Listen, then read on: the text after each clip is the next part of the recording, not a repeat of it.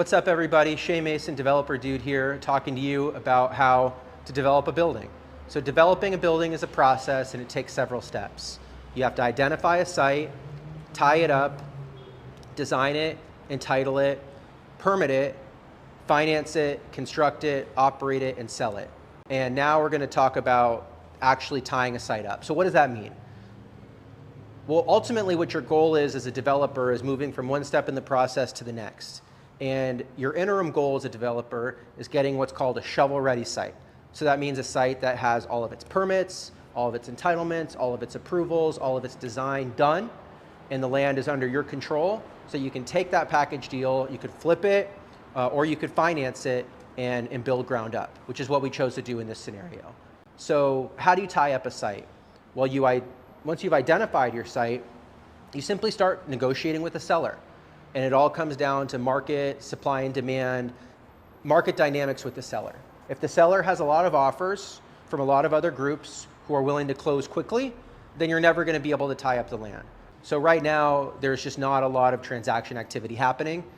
And so developers who can identify sites that pencil will likely have an easier time getting sellers to agree to long escrows just because there's not that many other options for sellers that need to sell. If you're not able to generate a long escrow, then you're going to have to take risk with a quick close. What you need to do is, number one, identify how much income that you can generate off the property while you own it and it's under the entitlement process.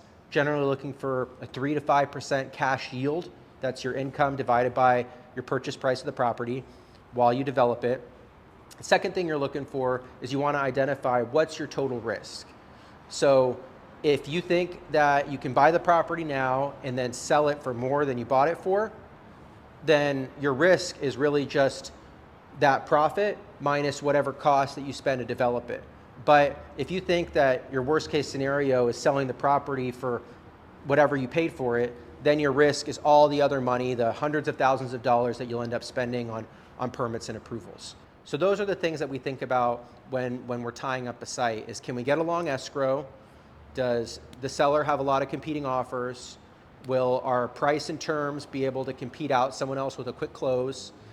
And if we have to close early, are we comfortable with our downside risk? Do we think that we bought the property at a good price?